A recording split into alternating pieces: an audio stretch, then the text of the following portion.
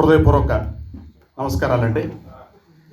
ఇంత అందమైన ఆనందకరమైన కార్యక్రమానికి నువ్వు రా అన్నా అని చెప్పి నన్ను ఆహ్వానించిన ఎన్టీఆర్ సేవా సమితి ఎన్ఆర్ఐ కోవేట్ అధ్యక్షుడు చుండ్రు బాలిరెడ్డి నాయుడు గారికి, సో అదేవిధంగా వారి యొక్క టీం సభ్యులకు కార్యకర్తలందరికీ హృదయపూర్వక ధన్యవాదములు. ఇకపోతే ఇక్కడ ఉన్నటువంటి తెలుగుదేశం పార్టీ పెద్దలకు నాయకులకు, అదేవిధంగా జనసేన పార్టీ పెద్దలకు నాయకులకు అందరికీ కూడా హృదయపూర్వక ధన్యవాదాలు. ఎంత సంతోషంగా ఉంది అంటే అంత సంతోషంగా ఉంది. ఎందుకన్నా సంతోషం ఏముంది అని చాలామంది అనుకోవచ్చు.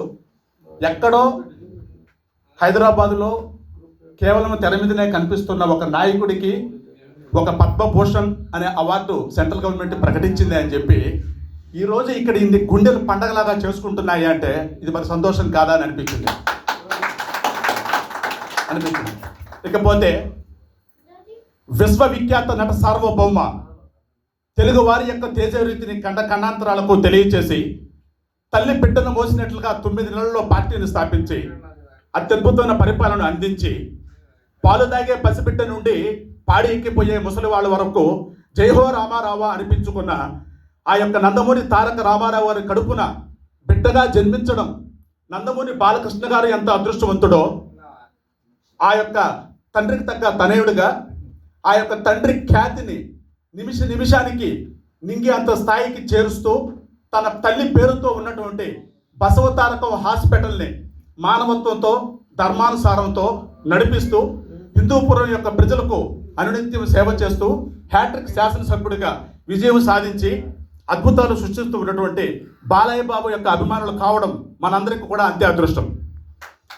సినిమాలు మువ్వ గోపాలుడితో మురిపించాడు, ముద్దుల మామయ్యతో చెల్లెలపైన ప్రేమను కురిపించి బాలగోపాలుడుగా ఆ బాలగోపాలుడిని అలరించి, అదేవిధంగా చెన్నకేశ్వరుడితో ఛాలెంజ్ విసిరాలి అన్న, పోలీసు డ్రెస్సులో అగ్రెసివ్ డైలాగులు చెప్పాలి అన్న, కత్తెర బట్టలు వేసుకుని కాలరు ఎగరేయాలి అన్న, సమరసింహారెడ్డితో సై కొట్టాలి అన్న, నరసింహనాయుడితో నరాలు తెగేలా డైలాగులు చెప్పాలి అన్న, భైరవ ద్వీపం లాంటి బలమైన పాత్రలు పోషించాలి అన్న, ఆ రోజుల్లోనే ఆదిత్య 369 లాంటి సినిమాలతో ఆకట్టుకోవాలి అన్న, రీసెంట్గా వచ్చిన డాకు మహారాజ్ తోటి దడదడలు ఆడించాలి అన్న ఒక్క బాలయ్య బాబుకే సాధ్యం. ఒక సోదరుడు హైదరాబాద్ నుంచి ఫోన్ చేసి నన్ను అడిగాడు, అరే బాలయ్య బాబు గారికి పద్మభూషణ్ ప్రకటించారా అని చెప్పి. నేను వెంటనే ఆ అబ్బాయికి చెప్పిన మాట, ఈ రోజు నుంచి పద్మభూషణ్ అవార్డుకు అందము విలువ 2 పెరిగాయిరా అని చెప్పా. ఇంతకుముందు లేవా అన్నాడు. ఇంతకుముందు ఉన్నాయి, ఇంతకుముందు విలువ ఉంది, అందము ఉంది. ఒక పువ్వు చెట్టుకు ఉంటే ఒక అందం, ఒక పువ్వు ఒక ప్రియుడి చేతిలో ఉంటే ఒక అందం, ఒక పువ్వు ఒక అమ్మాయి జడలో ఉంటే ఒక అందం, కానీ ఒక పువ్వు భగవంతుడి యొక్క చెంత ఉంటే అత్యద్భుతమైన అందం, పుణ్యం రా అని చెప్పాడు. సో అదేవిధంగా ఒక గుడిలో 5 ఫ్యాన్లు ఉన్నాయి. త్వరగా ముగించేస్తాను మిత్రులారా, సమయభావం లేదు. ఒక గుడిలో 5 ఫ్యాన్లు ఉన్నాయి. 4 ఫ్యాన్ల మీద పేర్లు రాసి ఉన్నారు, ఎల్లయ్య, పుల్లయ్య, రామయ్య, సుబ్బయ్య అని. 5వ ఫ్యాన్ మీద పేరు లేదు. అక్కడ పడుకొని ఊర్లో గ్రామంలో మధ్యాహ్నం పూట నిద్రిస్తూ ఉంటారు చాలా మంది. ఒక సోదరుడు అడిగాడు, అదేంట్రా ఆ ఫ్యాన్ మీద పేరు లేదు, ఎవరిచ్చారు అని చెప్పి. ఏమో నాకేం తెలుసు అని అడిగారు. గుళ్ళో నుంచి పూజారి బయటకు వచ్చి ఆ ఫ్యాను పలానా వ్యక్తి ఇచ్చాడు అని చెప్పాడు. అంటే ఆ ఫ్యాను పైన పేరు రాయనంత మాత్రాన, ఆ ఫ్యాను పైన పేరు రాయనంత మాత్రాన ఆ పేరు ఏమన్నా దాగబడిందా? దాగబడలేదు. సో ధర్మం అనేది దౌడపంద లాంటిది, కంటికి కనపడదు కానీ బలం ఎక్కువ. నీ ముందున్న పనులు ఎంత వాదనగా ఉన్నా కొరకడానికి ఉపయోగపడతాయి కానీ నమలడానికి ఉపయోగపడవు. ఏ వస్తువునైనా కొరికితే ఉపయోగం ఉంది సోదరా, నమిలి మింగినప్పుడే కదా మన ఆరోగ్యానికి మంచిదే.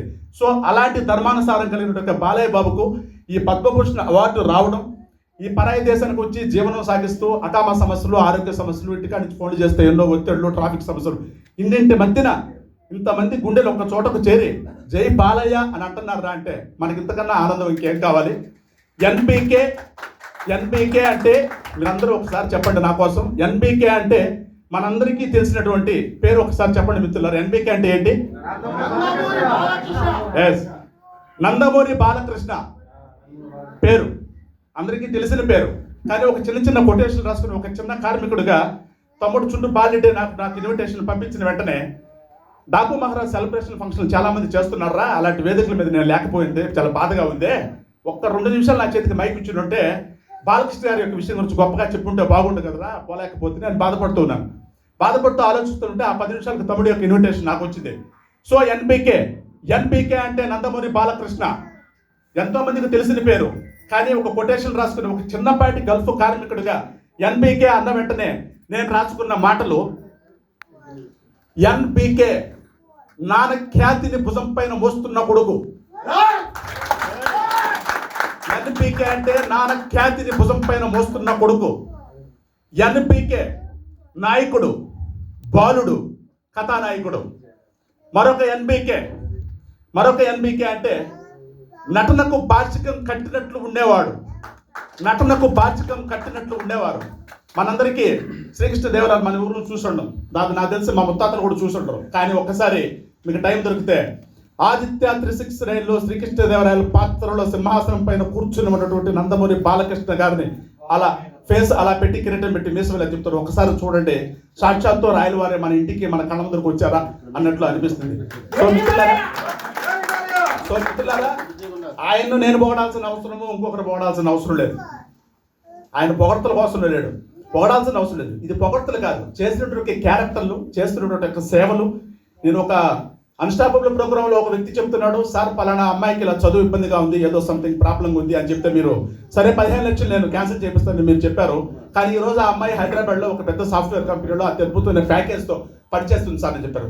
సో చాలా మంది అంటూ ఉంటారు, ఒరే ఆయన సహాయం చేశాడు, ఇది సహాయం చేశాడు. అక్కడే కాదు, ఇక్కడ కూడా ఒక 10 దినాలు సహాయం చేసి యూట్యూబ్లోను టిక్ టాక్లో